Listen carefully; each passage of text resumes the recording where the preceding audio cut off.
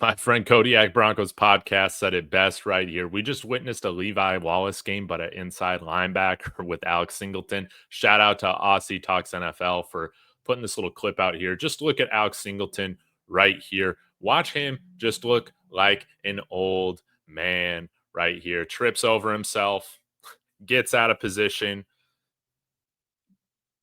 Just looking like an old man right there. And because of that, Pat Surtain is out of the play. Then Brandon Jones runs into Pat Surtain, and we're lucky. Talanoa Hufanga kept him out of the end zone on this play. But it is clear, Alex Singleton, if you were wondering, can he bounce back from this ACL? This is the worst he's ever looked, in my opinion, and he got absolutely obliterated. So where do we go now, Broncos country, with Alex Singleton? I think, hey, if you're making me bet on it, I still think, sadly, that it's going to take more than one bad game to see a captain on this team benched. But let's talk about, where do we get more inside linebacker help? Because and I thought this was interesting. Alex Singleton not credited with any missed tackles, according to PFF, this past week against the Colts. That's because he was so out of position. He didn't even have the opportunity to miss a tackle. He was so out of the play. So he did get good grades, and 78.2 against the run. Bad grades, 48.4 in pass coverage, but by no means was this a good game. This was an atrocious game. So here is where we go. Broncos country, let me know, how do you see the Broncos replacing Alex Singleton? I just want to start probably with the most obvious answer here, and that's going with Karene Reid, undrafted rookie out of Utah. He made the active roster. I thought he looked fantastic in the preseason. He did have an interception. I graded out, decently in coverage, but here's the thing. There's going to be ups and downs with him, but right now, can his downs be any worse than what we just saw? What is Alex Singleton giving you that Karene Reid doesn't have the potential to give plus more? I think, obviously, Karene Reid's at the beginning of his career. He's more athletic. He's a better tackler, I think, a harder hitter, right? That means something to you guys. Why not see what he can do? Put Dre Greenlaw out there this week. Hopefully he's healthy against the Chargers, and have Karene Reid out there as well. Again, there's going to be ups and downs with a young linebacker, but I would rather take that chance right now, because playing it safe, so to speak, going with the vet, it gets you absolutely carved up for 210 yards from Jonathan Taylor. Also, Lavell Bailey, why didn't he play on Saturday? He wasn't even activated. I thought Lavell Bailey, again, he's a more athletic linebacker than Alex Singleton. Yes, has he been a little bit inconsistent? Sure, but much more athletic than Alex Singleton. He's not tripping over his own feet. I wish we would have seen Lavell Bailey this past week, and I wouldn't mind if the Broncos went ahead and elevated him.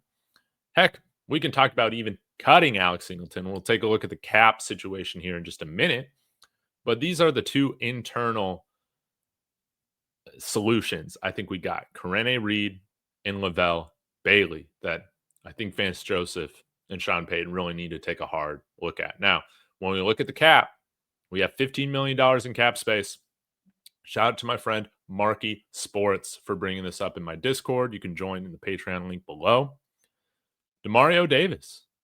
This is a guy we talked about during the offseason. Now, he's a little bit older. 36 and a half years old right now, but he is still playing fantastic football, as you can see right now. A 90.3 overall defensive grade.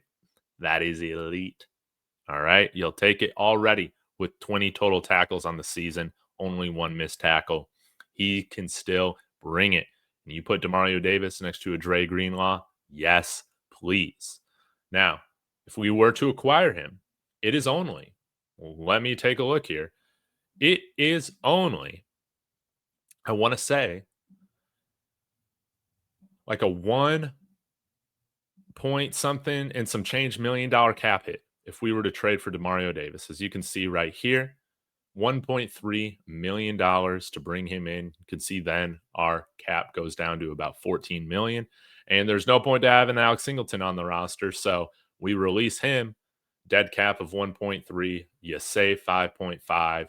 And really, you release Alex Singleton, bring in Demario Davis, you still have plenty of cap space that you gain from this transaction. Now, the one thing is that you can't really build around him, but I'm not really concerned about that right now. I want guys who can play the position. We don't need to sign somebody to a long-term contract, obviously, at this stage in the offseason. We brought in Quan Alexander last year. That didn't work. Let's send a future day 3 pick. Doesn't have to be in 2026. It can be later on for Demario Davis. You think he'd probably want to play for a winner right now at the end of his career. Another guy that we could bring in, we've talked about him. You guys have brought him up in the comments, is Eric Kendricks. I thought had a great year last year against Dallas, or for Dallas, right? Racking up over 120 tackles, 128 total tackles, and 3 sacks, and graded out well in run defense, in pass rush, and in coverage. Bring in Eric Kendricks to play next to Dre Greenlaw and hopefully mentor some of these young linebackers that we have. Now, I'm not particularly sure why he hasn't signed with the team. Maybe he's dealing with some sort of injury. I haven't seen that he's retired or anything like that, but y'all correct me if you guys know of any information that I clearly don't know of in this video. But an older guy, not as old as Demario Davis at 33 and a half years old. But I would love if we could bring in somebody like Eric Kendricks. Now, somebody who was just signed to the Titans practice squad right now, so we would have to bring him in on the active roster, is Kyzir White. And coming off of a bad year for the Arizona Cardinals, no doubt about it. I mean, just look at this, just awful in coverage, but he can give you some help in the run game. I don't find this very likely, but because we want to have guys, in my opinion, that can cover. But again, Alex Singleton can't cover, so what are we doing? But Kyzir White could be an interesting underrated ad at this point. But right now, I think how I would want to go with this, obviously, trading for Demario Davis, that would be fantastic. Then we go after, or not go after, we elevate Karene Reid from a backup spot into a starting role to see what he can do, or Lavell Bailey, bring him onto the active roster. But yeah, it's very clear that this was a Levi Wallace moment for the Broncos. He's a true liability. And will he look better with Dre Greenlaw around? Absolutely. But we cannot bank on that we're going to have Dre Greenlaw, obviously, for the rest of the season. We don't even know if he's going to play next week. So we need to bring some more youth and athleticism and speed into this core. The Broncos have some options. Will they act on it?